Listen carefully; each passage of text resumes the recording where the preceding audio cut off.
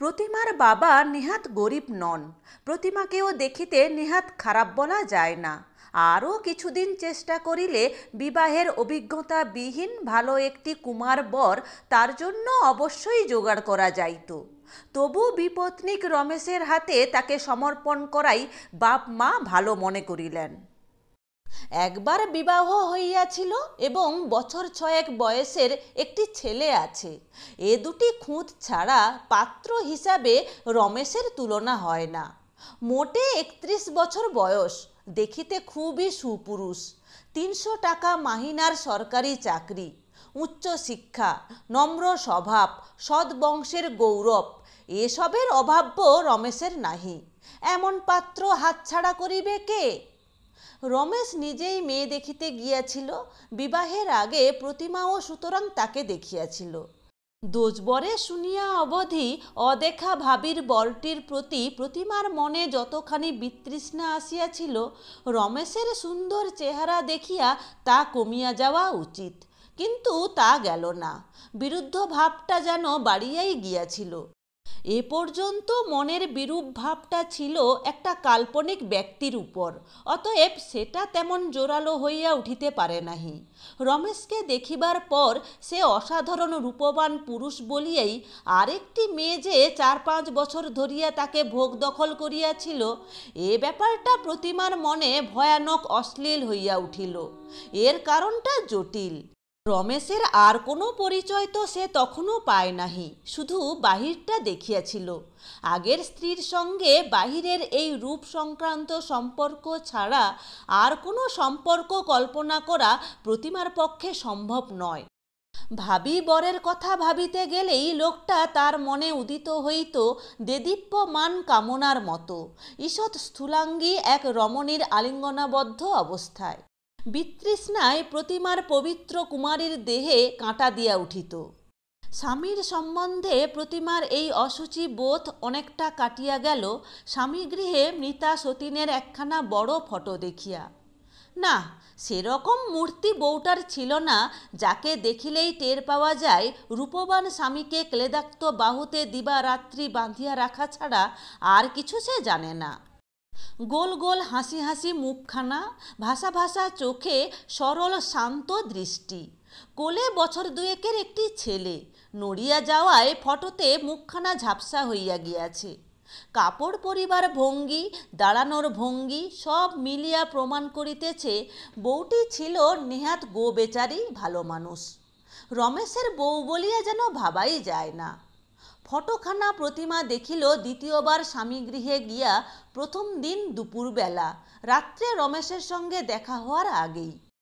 বিবাহের পর প্রথম দফায় যে কদিন তাদের দেখাশোনা হইয়াছিল, তার মধ্যে রমেশ একেবারেই স্ত্রীর কাছে ঘেঁষিবার চেষ্টা করে নাহি, তাই রক্ষা। সুন্দর স্বামীটির উপর যে নিবিড় ঘৃণার ভাব প্রতিমার মনে তখন ছিল, একটা সে কেলেঙ্কারি করিয়া বসিতে পারিত। এবার মানসীর ফটোখানা দেখিয়া মন একটু সুস্থ হওয়ায় রাত্রে রমেশ আলাপ করিবার চেষ্টা করিলে 2-4টে প্রশ্নের জবাব দিতে প্রতিমা কার্পণ্য করিল না। রমেশের মৃদু কণ্ঠ, শান্ত ভাব ও উদাসীনের মতো কথা বলিবার ভঙ্গি ভালোই লাগিল প্রতিমার। কে জানে কি ভাবিতেছে লোকটা, একেবারে অন্যমনস্ক। ভাবিতেও তাহা হইলে জানে রং করা শঙ্করা মতো চেহারাটাই সর্বস্ব নয়। গালে ওই দাগটা কিসের? আহা, দাড়ি কামাইতে গিয়া গালটা এতখানি কাটিয়া ফেলিয়াছে। রাত বাড়ে, প্রতিমার ঘুম পায়। শয়নের কথা রমেশ কিছুই বলে না। খাটের এক প্রান্তে সে এবং অপর প্রান্তে প্রতিমা পা ঝুলাইয়া বসিয়া থাকে তো বসিয়াই থাকে। কীরকম মানুষ? প্রতিমা যেরকম ভাবিয়াছিল সেরকম তো নয়। একটু যেন রহস্যের আবরণ আছে চারিদিকে। রমেশ এক সময় বলিল, আগে থেকে এসব বলে নেওয়াই ভালো, কি বলো? তুমি তাহলে আমাকে বুঝতে পারবে, আমিও তোমাকে বুঝতে পারবো। কি সব বলিয়া নেওয়া ভালো? কিছুই বুঝতে পারিল না। তবু ঘাড় কাত করিয়া সে সায় দিল। শোনাই যাক স্বামীর প্রথম প্রণয় সম্ভাষণটা কীরকম হয়। রমেশ বলিল, কেন আবার বিয়ে করলাম বলি, সহজে করতাম না। 5 বছর একজনের সঙ্গে ঘরকন্যা করে আবার আরেকজনের সঙ্গে, তুমি নিশ্চয়ই আমাকে অশ্রদ্ধা করছো, করছো না? প্রতিমা ভদ্রতা করিয়া বলিল, না তা কেন করব? রমেশ বলিল, করছো বই কি, সব শুনলে কিন্তু তোমার মায়াই হবে। হঠাৎ 3 দিনের জ্বরে ও যখন মরে গেল, শোকে আমি যেন কীরকম হয়ে গেলাম। বেঁচে থাকতে কখনো ভাবিনি এতখানি আঘাত পাবো। সময়ে মনটা সুস্থ হবে ভেবেছিলাম, তাও হলো না। কোনো কাজে মন বসে না, মানুষের সঙ্গ ভালো লাগে না, কর্তব্যগুলি না করলে নয় তাই করে যাই। কিন্তু কি যে কষ্ট হয় তা কি বলবো।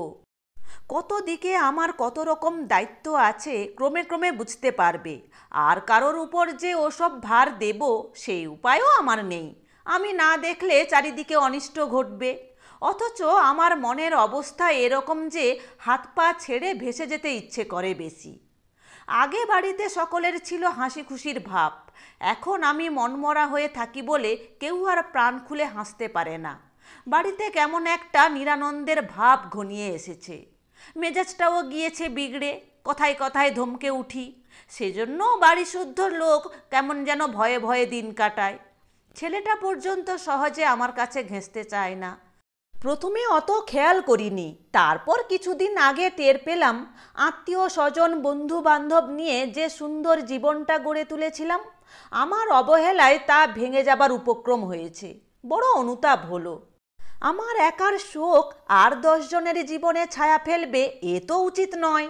এমন যদি হতো যে সংসারে আমার কোনো কর্তব্য নেই, মনের অবস্থা আমার যেমন হোক কারও তাতে কিছু যায় আসে না, তাহলে কোনো কথা ছিল না। কিন্তু তা যখন নয়, শোক দুঃখ ভুলে আবার আমাকে গা ঝাড়া দিয়ে উঠতে হবে। তাই ভেবে চিনতে আবার তোমাকে এমন করিয়া বুঝাইয়া বলিলে শিশুও বুঝিতে পারে। প্রতিমা বুঝিতে পারিল বিবাহ উপলক্ষে রমেশ যে ফ্যাশন করিয়া চুল ছাঁটিয়াছে, গোঁফ দাঁড়ি কামাইয়া মুখখানা চকচক করিয়াছে, ওসব কিছু নয়। হাত কাটা ছোট শার্টটি পরায় ওকে যতই কলেজের ছেলের মতো দেখাক, আড়ালের মনটি সংসারী, হিসাবী, সতর্ক উচ্ছ্বাস, ভাবপ্রবণতা, কল্পনা প্রভৃতির বদলে সুবিবেচনায় ঠাসা। প্রথমা স্ত্রীকে ভুলিবার জন্য নয়, ভোলা প্রয়োজন বলিয়া আবার সে বিবাহ করিয়াছে। 5 বছর যার সঙ্গে ঘরকন্যা করিয়াছিল তার জন্য শোক করিতে করিতে জীবনটা কাটাইয়া দিবারই প্রবল বাসনা। কিন্তু কি করিবে, আর 10 জনের মুখ চাহিয়া শোকটা কমানো অপরিহার্য একটা কর্তব্য দাঁড়াইয়া গিয়াছে। এবং এ তো জানা কথাই যে রমেশ বিশেষ রূপে কর্তব্যপরায়ণ। কিন্তু তাকে করিতে হইবে কি? ভিজা ন্যাকড়ায় স্লেটের লেখা মোছার মতো রসালো ভালোবাসায় স্বামীর মনের স্মৃতিরেখা মুছিয়া দিতে হইবে। ঘুমের ঘোরটা প্রতিমার কাটিয়া যায়। রমেশের গম্ভীর বিষণ্ণ মুখখানা এক নজর দেখিয়া সে ভাবিতে থাকে যে এসব কথা তাকে বলিবার কি প্রয়োজন ছিল, এ কোন দেশি বোঝাপড়া। তার যেটুকু রূপ যৌবন আর মানুষ ভোলানোর ক্ষমতা আছে, তার এক কোনা কি সে বাপের বাড়ি ফেলিয়া আসিয়াছে? আস্ত মানুষটা সে আসিয়া হাজির, যে দরকারেই লাগাও বাধা দিতে বসিবে না। কে জানে রমেশ ভাবিয়া রাখিয়াছে কিনা যে মেয়েদের একটা গোপন রিজার্ভ ফান্ড থাকে, স্নেহ মমতা ও মাধুর্য রচনা শক্তির। আগে হইতে বলিয়া রাখিলে ওখান হইতে প্রয়োজন মতো আমদানি করিয়া বিশেষ অবস্থায় বিশেষ একটি মানুষের শোকের তপস্যা মেয়েরা ভঙ্গ করিতে পারে। এও প্রতিমা বুঝিতে পারে না যে 10 জনের মুখ চাহিয়া প্রথমা স্ত্রীকে ভুলিবার জন্য দ্বিতীয়বার বিবাহ করিয়াছে বলিয়া অশ্রদ্ধার বদলে তার মায়া হওয়া উচিত কেন? আত্মীয় স্বজন, দায়িত্ব, কর্তব্য এইসব যাকে শোক ভুলাইতে পারে নাহি, একটি স্ত্রী পাওয়া মাত্র সে আনন্দে ডগমগ করিয়া আবার বাঁচিয়া থাকার স্বাদ পাইতে আরম্ভ করিবে, এ তো শ্রদ্ধা জাগানোর মতো কথা নয়। স্ত্রীর প্রয়োজনে দ্বিতীয়বার স্ত্রী গ্রহণ করার চেয়ে এ ঢের বেশি মানসিক দুর্বলতার পরিচয়। আরও অনেক কথা রমেশ সে রাত্রে বলিয়া গেল। রাত 3টার আগে তারা ঘুমাইল না। বাড়ির লোকে টের পাইয়া ভারী খুশি। এ পর্যন্ত নববধূর সঙ্গে সে ভালো করিয়া কথা পর্যন্ত বলে নাহি জানিয়া সকলে চিন্তিত হইয়া উঠিয়াছিল। বাড়িতে অনেক লোক, অনেক কাজ, অনেক বৈচিত্র্য, হৃদয়ে রকমারি স্নেহের ফাঁদ পাতা আছে। প্রতিমাকে আটক করিবার চেষ্টার কেহ কসুর করিল না। বউকে যে কোনো বাড়িতে এত খাতির করে প্রতিমার সে ধারণা ছিল না। সকলের কাছেই সে যেন অশেষ রূপে মূল্যবান। কাজ তাহাকে করিতে দেওয়া হয় না, সংসারের গোলমাল হইতে তাহাকে তফাতে তফাতে রাখা হয়। রমেশের শৌখিন সেবাটুকু ছাড়া প্রতিমার কোনো কর্তব্য নাহি। দিন রাত্রে সব সময় সে রাতে স্বামী সন্দর্শনের সুযোগ পায়। বাড়ির ছেলে বুড়ো যেন তারই ষড়যন্ত্র করিয়া মরে। প্রতিমার বুঝিতে বাকি থাকে না সকলে কি চায়। 1 বছর আগে মরিয়া যে বউ আজও এ গৃহের জড়বস্তুতে ও বিভিন্ন চেতনায় অক্ষয় অমর হইয়া বিরাজ করিতেছে, তাড়াতাড়ি তাকে দূর করিয়া দিতে হইবে। সে যে বিপুল ফাঁকটা রাখিয়া গিয়াছে, শীঘ্র ভরাট হইয়া ওঠা চাই। রান্না খাওয়া প্রভৃতি নিত্যকার তুচ্ছ সাংসারিক কাজে নিজেকে এক বিন্দু ক্ষয় করিবার প্রয়োজন প্রতিমার নাহি। যা কিছু তার আছে এক মনে সব সে ব্যয় করুক মৃতা সতীনের শূন্য সিংহাসনে আত্মাভিষেকের আয়োজনে। হাসি গল্পে গানে বাজনায় উথলাইয়া উঠিয়া রমেশকে সে ভাসাইয়া লইয়া যাক। তার ভাঙা বুকজোড়া লাগিয়া দেখা দিক আনন্দ, উৎসাহ, প্রণয়ের প্রাচুর্য। হাসি চাই, হাসি, অম্লান অপর্যাপ্ত হাসি। হাসি প্রতিমার আসে না, মাধুর্য শুকাইয়া ওঠে। এমন ছিল নাকি তার সতীন? এই ক্ষুদ্র পারিবারিক সাম্রাজ্যে এত বড় প্রাতঃস্মরণীয়া সাম্রাজ্ঞী। রমেশ হইতে বাড়ির দাসীটির মন পর্যন্ত এমনভাবে সে জুড়িয়াছিল। এমন অসহ্য বেদনা সে রাখিয়া গিয়াছে যে মুক্তি লাভের জন্য বাড়িশুদ্ধ লোক এতখানি পাগল। সকলে যত ব্যাকুল হইয়া নীরবে তাহাকে প্রার্থনা জানায়, ভুলাও ভুলাও সে মায়াবিনীকে ভুলাইয়া দেও, প্রতিমার তত মনে পড়ে সতীনকে। কি মন্ত্র না জানিত সেই গোলগাল মুখওয়ালা বউটি। ননদ নন্দা বলে, কেন মুখ ভার করে আছো বৌদি ভাই? বাপের বাড়ি যাওয়ার জন্য মন কেমন করছে? বলো তো আজকে তোমার যাবার ব্যবস্থা করে দিই। 2 দিন থেকে মন ভালো করে এসো। তোমার শুকনো মুখ দেখলে আমাদের যে তাকে মনে পড়ে বৌদি। বাপের অসুখ শুনেও আমরা তাকে পাঠাইনি। 2 দিন ধরে চোখের জল ফেলেছিল, তাই না আমাদের এমন শাস্তি দিয়ে চলে গেল। এ আর একটা দিক, প্রতিমা মুখ ভার করিলে তার কথা সকলের মনে পড়িয়া যায়। প্রতিমা হাসিলে সকলে অবাক হইয়া বলে, ও মা, এ যে অবিকল সেই আবাগির হাসি গো। নানা লোকে মৃতা সতীনটির সঙ্গে প্রতিমার নানা রকম সাদৃশ্য আবিষ্কার করে। পিছন হইতে দেখিলে প্রতিমার চলন যে তার মতো দেখায়, এটা আবিষ্কার করে ছোট বউ বিমলা। তার বালা, তার চুড়ি যে আশ্চর্য রকম মানাইয়াছে প্রতিমার হাতে, এটা আবিষ্কার করে আর এক ননদ মন্দা। বিধবা একজন পিসি থাকেন বাড়িতে, তার আবিষ্কারগুলি আরও ব্যাপক ও গুরুতর। প্রখর দৃষ্টিতে তিনি প্রতিমার প্রত্যেকটি অঙ্গ নিরীক্ষণ করেন। বলেন, ও মন্দা, ও নন্দা, দেখছে, বউয়ের চিবুক দেখ, গলা দেখ, ছুঁচলো কনুই দেখ, বাঁকাও দেখি বউ হাতখানা। দেখলি নন্দা? ও মন্দা, দেখলি? কোমরের বঙ্কিম ভঙ্গি, আলতা পরা পায়ের গোড়ালি, ভ্রু আর কানের মাঝখানের অংশটা সব প্রতিমা সেই একজনের কাছে ধার করিয়াছে। সমগ্রভাবে দেখিলে প্রতিমা অবশ্য অন্যরকম। সে ছিল দিব্যি মোটাসোটা রাজরানীর মতো জমকালো, প্রতিমা ক্ষীণাঙ্কি। তবু পিসির মতো শোন দৃষ্টিতে প্রতিমার দেহটা নানা অংশে ভাগ করিয়া একবার সকলে মিলাইয়া দেখে তো সেই হতবাগীর যে ছবি স্মৃতিপটে আঁকা আছে তার সঙ্গে। রমেশ যে এত মেয়ের মধ্যে প্রতিমাকেই পছন্দ করিয়াছে, সে কি এমনি? এই মিলের জন্য। একদিন প্রতিমার হাত হইতে পান লইবার সময় রমেশ বলিল, জানো নতুন বউ, তোমার আঙুলগুলি ঠিক তার মতো। আঙুলগুলি পর্যন্ত তার মতো? রাগে প্রতিমার মন জ্বালা করিয়া উঠিল। রমেশের স্মৃতিময় আবেগকে রূঢ় আঘাত করিবার জন্য না বোঝার ভান করিয়া বলিল, কার মতো গো? আর কেউ আছে নাকি তোমার ভালোবাসার কেউ? রমেশ চমক ভাঙিয়া বলিল, কি বলছো? ছি, তোমার দিদির কথা বলছি। আমার দিদিকে তুমি আবার দেখলে কোথায়? বিয়ের সময় তো সে আসেনি। সে নয়, মানসী। তোমার নখগুলি যেমন ডোগার দিকে ঢেউ তোলানো, মানসীরও এমনি ছিল। এবার প্রতিমা মুখের কৌতুকোচ্ছলতার ছাপ মুছিয়া ফেলিল, বলিল, তোমার আগেকার বউ, তার নাম বুঝি মানসী ছিল? রমেশ যেন স্তম্ভিত হইয়া গেল। তুমি জানতে না? একদিন এসেছ এখানে, তার নামও শুনে রাখনি? প্রতিমা ম্লান মুখে বলিল, কে বলবে বলো? দিদির কথা কেউ আমাকে কিছু বলে না। রমেশ সাগ্রহে বলিল, শুনবে নতুন বউ, শুনবে তার কথা? শুনবো, বলো। মানসীর কথা বলিতে বলিতে রমেশের গলা ধরিয়া আসে। প্রতিমার অপরিমিত ঈর্ষা হয়, মনে হয় এ বাড়ির সকলে তার সঙ্গে এক আশ্চর্য পরিহাস জুড়িয়াছে। মানসীকে ভুলিবার ছলে তাকে আনিয়া মানসীকেই খুঁজিয়া ফিরিতেছে তার মধ্যে। তার মৌলিকতা অচল এ বাড়িতে, সে মানসীরই নতুন রূপ। অচিন্ত অব্যক্ত দেবতার প্রতিকৃতির মতো সেও সকলের নিরাকার ব্যাপক শোকের জীবন্ত প্রতিমা। মানসীর সঙ্গে সে সব দিক দিয়েই পৃথক, তবু মিলের তাই অন্ত নাহি। ব্যথার পূজা নিবেদন করার জন্য সকলে তাকে মানসীর প্রতিনিধির মতো খাড়া করিয়া দিয়াছে। একদিন প্রতিমা স্বামীকে বলিল, খোকা কোথায় আছে? রমেশ বলিল, বড় পিসির ওখানে। আনবে না তাকে? তুমি বললেই আনব। প্রতিমা অবাক হইয়া বলিল, আমার বলার জন্যই কি অপেক্ষা করছিলে? তোমাদের ব্যবহারে আমি সত্যি থ বনে যাচ্ছি।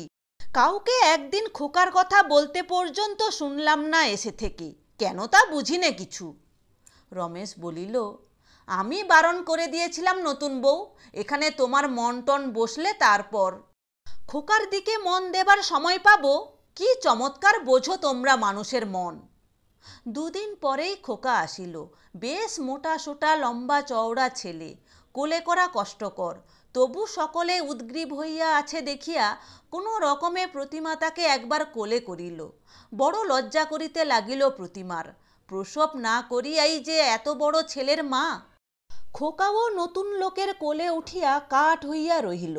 পরের বাড়ির ছেলের সঙ্গে ভাব করার মতো করিয়া ছেলেকে যদি প্রতিমা আপন করিবার সুযোগ পাইত, মাতা পুত্রের প্রথম মিলনটা হয়তো নিরস হইত না। কিন্তু সে যে মা এবং নতুন বউ, হাসি আর ছেলে মানুষই কথা দিয়া শুরু করিয়া দূর হইতে ধীরে ধীরে কাছে আগাইবার উপায় তো তার নাহি। ছেলে কাছে আসিলেই প্রথমেই বুকে জড়াইয়া ধরিয়া আধ ঘোমটার ফাঁকে তাকে চুমু খাওয়া চাই। ছেলে তো আসিল, একটু মায়াও ওর দিকে প্রতিমার পড়িল, কিন্তু মৃতা সতীনের ছেলেও কম বিপজ্জনক পদার্থ নয়, একটা কঠিন সমস্যার মতো। আদর যত্ন ভালোবাসা সব সতর্কভাবে হিসাব করিয়া দিতে হয়। কম হইলে লোকে ভাবিবে সতীনের ছেলে বলিয়া অবহেলা করিতেছে, বেশি হইলে ভাবিবে সব লোক দেখানো। 18 বছর বয়সের ভাবপ্রবণ মনে এ ধরনের সতর্কতা বজায় রাখিয়া চলা কঠিন। হিসাবও সব সময় ঠিক হয় না। প্রাত্যহিক জীবনে পদে পদে এমন অভিনয় করিয়া চলিবার মতো প্রত্যুৎপন্ন মতিত্ব সে পাইবে কোথায়? ছেলেকে ভাত খাওয়াইতে বসিয়া প্রতিমা যদি একটু সময়ের জন্য অন্যমনস্ক হইয়া যায়, চমক ভাঙিয়া সবহে সে চারিদিক লক্ষ্য করে, কেহ তাকে বিমনা দেখিয়াছে কিনা। খোকার অসংখ্য শিশুসুলভ অন্যায় আবদার প্রতিমার অসংখ্য বিপদ। কি করিবে প্রতিমা ভাবিয়া পায় না। আবদার রাখিলে খোকার ক্ষতি, তাতে নিন্দা হয়। না রাখিলে খোকা কাঁদে, তাতেও নিন্দা হয়। ভরা পেটে খোকার হাতে সন্দেশ দিয়া প্রতিমা শুনিতে পায় শাশুড়ি নিঃশ্বাস ফেলিয়া বলিতেছেন, ওর সে বিবেচনা কোত্থেকে হবে নন্দা, যে বলছিস, নারীর টান তো নেই। পরদিন ভরা পেটে আবার সন্দেশের জন্য খোকা কাঁদে। প্রতিমা তাকে কাঁদায়, সন্দেশ দেয় না। মুখ ভার করিয়া পিসিমা আসিয়া খোকাকে কোলে নেন, ভাঁড়ার খুলিয়া খোকাকে সন্দেশ দেন, তারপর করেন স্থান ত্যাগ। প্রতিমার মুখ লাল হইয়া যায়।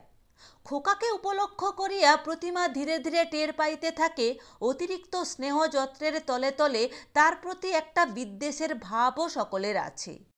এ বাড়ির মনগুলি যতক্ষণ তাকে টনিকের মতো ব্যবহার করিতে পারে ততক্ষণ কৃতজ্ঞ ও স্নেহশীল হইয়া থাকে, কিন্তু যখনই প্রতিমার একটি বিশিষ্ট অস্তিত্ব সম্বন্ধে কেহ সচেতন হইয়া ওঠে, যাহা এ বাড়িতে কারও কোনো কাজে লাগিবার নয়, প্রতিমাকে তখন সে আঘাত করে। তখন সে প্রতিমার সমালোচক। দিন কাটে, কিন্তু এর ব্যতিক্রম হয় না।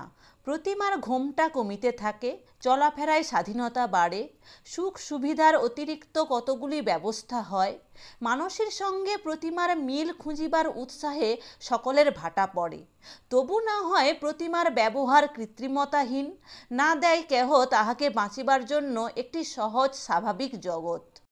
আর একজনকে তার আসনে 5 বছর বধূ জীবনের বিচিত্র তপস্যায় ব্যাপৃত ছিল প্রতিমার জীবনকে এই সত্য অপ্রতিহতভাবে নিয়ন্ত্রিত করে। একবার 1 মাসের জন্য বাপের বাড়ি ঘুরিয়া আসিল। খোকাকে সঙ্গে না আনা উচিত হইয়াছে কিনা ভাবিয়াই মাসটা কাটিল প্রতিমার। বাপের বাড়িতেও মন খুলিয়া সকলের সঙ্গে সে মিশিতে পারিল না।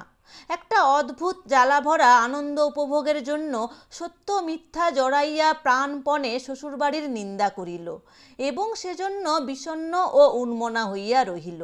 কে কি ভাবিবে তাই ভাবিয়া ভাবিয়া কাজ করার অভ্যাসটা প্রায় স্থায়ী হইয়া গিয়াছিল।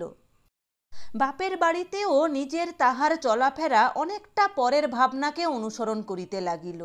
সকলে এক বাক্যে স্বীকার করিল, বিবাহের পর যেমন হয় প্রতিমা তেমনই হইয়াছে, পর হইয়া গিয়াছে। প্রতিমা আর সে প্রতিমা নাহি। তবু সব প্রতিমার সহ্য হইত রমেশকে যদি সে ভালোবাসিতে পারিত। ঘৃণা ভাব কোন কালে মুছিয়া গিয়াছিল, শ্রদ্ধা আসিতেও দেরি হয় নাহি।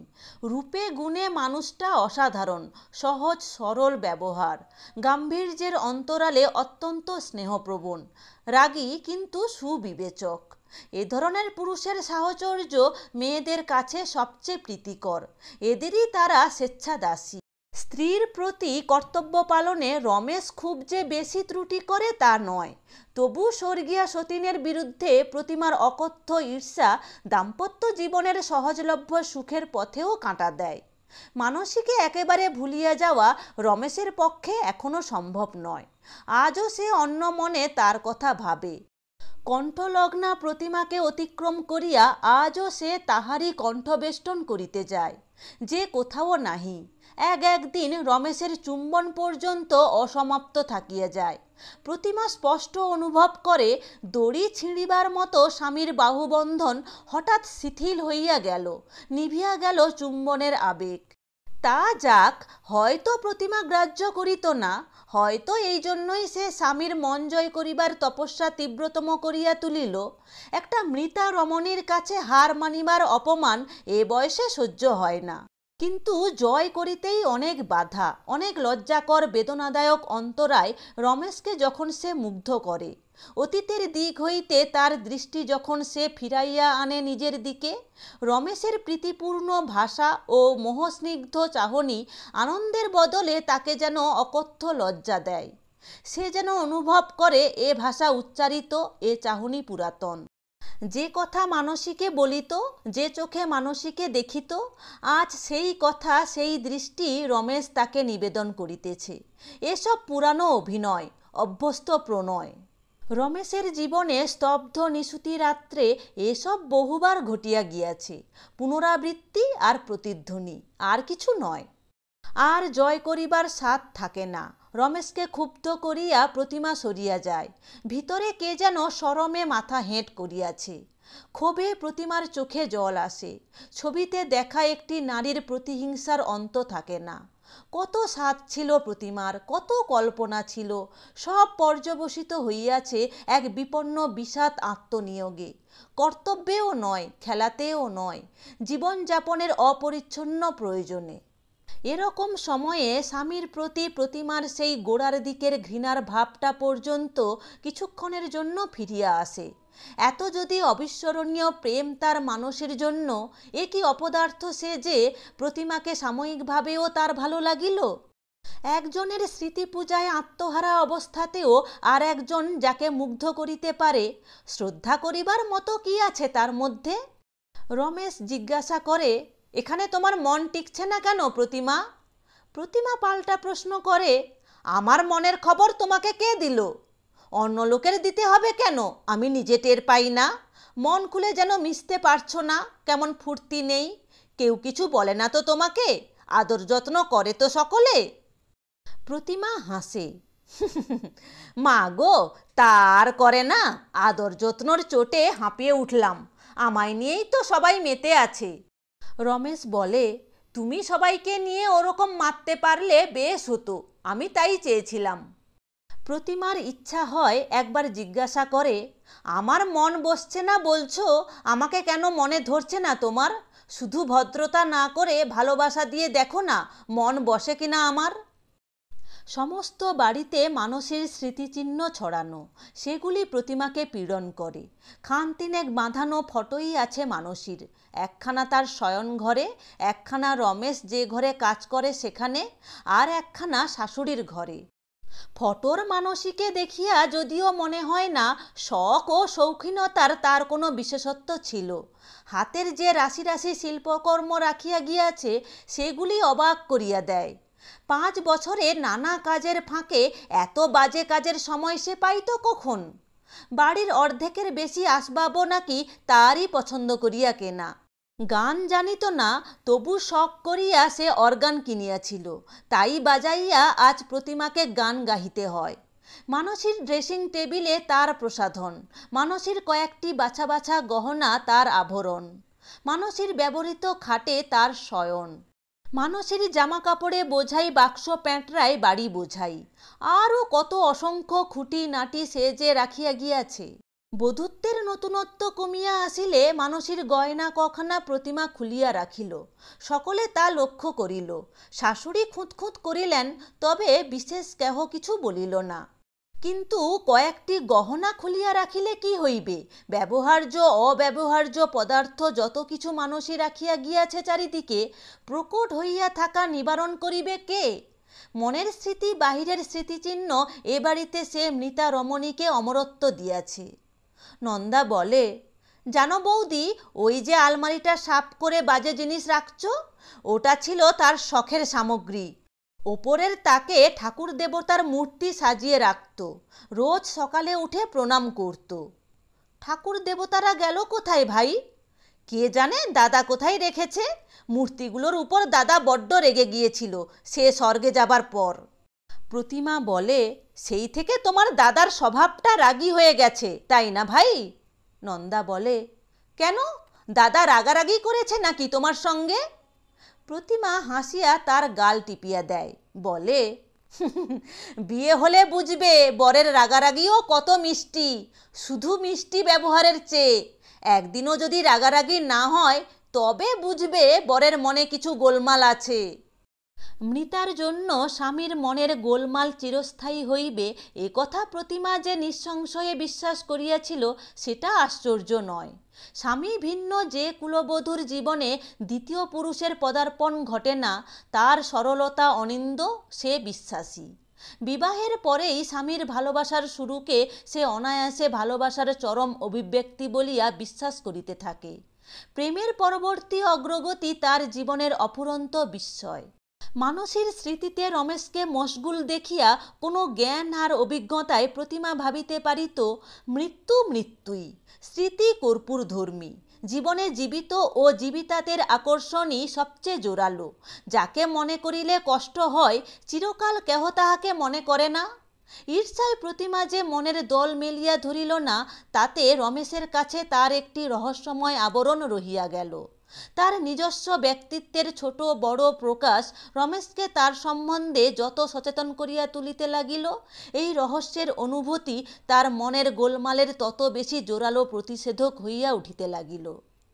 বছর ঘুরিয়া আসিতে আসিতে জন্মিয়া গেল কত অভ্যাস, সৃষ্টি হইল কত অভিনব রসাস্বাদ। মানসীর শূন্যস্থান পূর্ণ করার জন্য আসিয়া থাক, প্রতিমা তো একটি নিজস্ব জগৎ সঙ্গে আনিয়াছে। মানসীর ফাঁকটাতে খাপে খাপে তাকে বসানো অসম্ভব। কোথাও প্রতিমা আটে না, কোথাও সে ছোট হয়। মানসীর সঙ্গে তার যত বিরোধ, যত পার্থক্য, সব দিনে দিনে স্পষ্ট হইয়া উঠিতে থাকে। প্রতিমার দোষ গুণ যে বিরক্তি ও ভালো লাগা সৃষ্টি করে, তার অভিনবত্ব বিচলিত করিয়া করিয়াই সকলকে শেষে আর বিচলিত করে না। প্রতিমার দোষগুণকে প্রতিমার দোষগুণের মতো করিয়াই সকলের মানিতে হয়। তাছাড়া মানুষের মতো করিয়া পাইতে চাহিলে প্রতিমাকে কেহ পায় না। মানুষকে পাইতে চাহিয়া না পাইলে ভালো লাগিবার কথা নয়। অথচ প্রতিমার স্বকীয় আকর্ষণকে স্বীকার করিয়া কাছে গেলে বড় সুন্দর একটি হৃদয়ের পরিচয় মেলে। যেভাবে মানুষের সঙ্গে সকলের অচ্ছেদ্য বন্ধনগুলি সৃষ্টি হইয়াছিল, সেইভাবেই প্রতিমাও সকলকে বাঁধিতে ও বাঁধা পড়িতে থাকে। খোকা মা বলিয়া ডাকিলে প্রতিমার আর একটা বিশ্রী অস্বস্তিকর অনুভূতি জাগে না, মোটামুটি ভালোই লাগে। যদিও ছেলেটার জন্য তার যে মায়া, তাকে বাৎসল্য বলা যায় না। শাশুড়ি, ননদ, যা, এদের সঙ্গে বাড়ির বউয়ের যে সম্পর্ক, আধখানা মন দিয়েই সুষ্ঠুভাবে তা বজায় রাখিতে পারা যায়। প্রতিমা সেটা দিতে পারে। সবই যেন একরকম সহজ ও স্বাভাবিক হইয়া আসে। শুধু রমেশকে প্রতিমা নিজের জীবনে মানাইয়া লইতে পারে না। প্রথম যেদিন সে বুঝিতে পারে শীতের কুয়াশা কাটিবার মতো রমেশের মন হইতে মানুষের শোক কাটিয়া যাইতেছে, তার ঈর্ষাতুর মনে সেদিন আনন্দের পরিবর্তে গভীর বিষাদ ঘনাইয়া আসে। কেন সে লজ্জা পায়? মনে হয় নিজের তারুণ্য দিয়া এতকাল একটা অপবিত্র ব্রত পালন করিতেছিল, উদযাপনের দিন আসিয়াছে। তা তো সে করে নাহি। কতদিন মানুষের ফটোর সামনে দাঁড়াইয়া হিংসায় জ্বলিতে জ্বলিতে তার সাথ গিয়াছে, ফটোখানা জানালা দিয়া ছুঁড়িয়া ফেলিয়া দেয়। যেখানে যা কিছু স্মৃতিচিহ্ন আছে সে মায়াবিনীর, ভাঙ্গিয়া সব গুঁড়া করিয়া দেয়। কিন্তু যাচিয়া রমেশের মন হইতে তাকে সরাইয়া দিবার চেষ্টা সে আর কতটুকু করিয়াছে? দেবীপক্ষে প্রতিমার বিবাহ হইয়াছিল। বিবাহের রাত্রি একদিন ঘুরিয়া আসিল।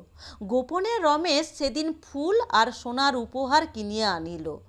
গম্ভীর চাপা লোকটির মধ্যে একটা সুগভীর উত্তেজনা। আজিকার বিশিষ্ট রাত্রিটিকে উপভোগ্য করিয়া তুলিবার উৎসুক প্রত্যাশা সবই প্রতিমার কাছে ধরা পড়িয়া গেল।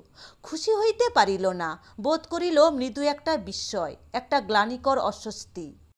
কি ভাবিয়া রমেশের আনা ফুলের মালা একটি প্রতিমা মানুষের ফটো বেষ্টন করিয়া টাঙাইয়া দিল। দীর্ঘকালের তীব্র উত্তপ্ত ঈর্ষায় প্রতিমার মন জুড়িয়া ওর স্থায়ী স্থানালাপ ঘটিয়াছে। ওর কথা ভাবিতে ভাবিতে এমন হইয়াছে প্রতিমার যে নিজের বিবাহ রাত্রেও ওকে ভুলিবার তার উপায় নাহি। এমনই আশ্চর্য যোগাযোগ যে প্রতিমাকে চুম্বন করিয়া মুখ তুলিতেই মানুষের ফটোর দিকে রমেশের চোখ পড়িল। সে বলিল, ওর ফটোতেও মালা দিয়েছ? তুমি তো বড় ভালো প্রতিমা।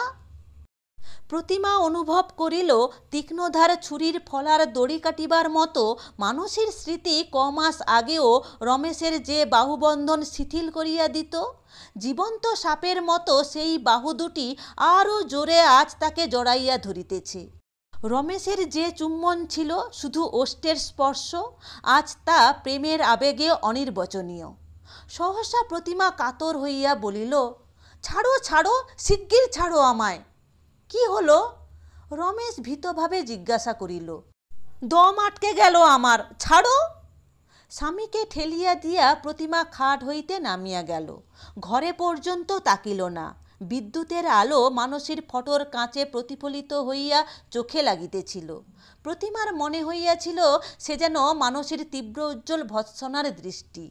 প্রতিমা ছাদে পলাইয়া গেল। ছাদ ছাড়া বউদের তো আর যাওয়ার স্থান নেই। অপরিবর্তনীয় আকাশ ছাদের উপরে, তারার আলো মেশানো অপরিবর্তনীয় রাত্রির অন্ধকার চারিদিকে। দুঃখে প্রতিমার কান্না আসিতে লাগিল। ভুলিয়া গিয়াছে? এমন মন তার স্বামীর যে এর মধ্যে মানসীকে ভুলিয়া গিয়াছে, তার মনোরাজ্যের সেই সর্বময় সাম্রাজ্ঞী।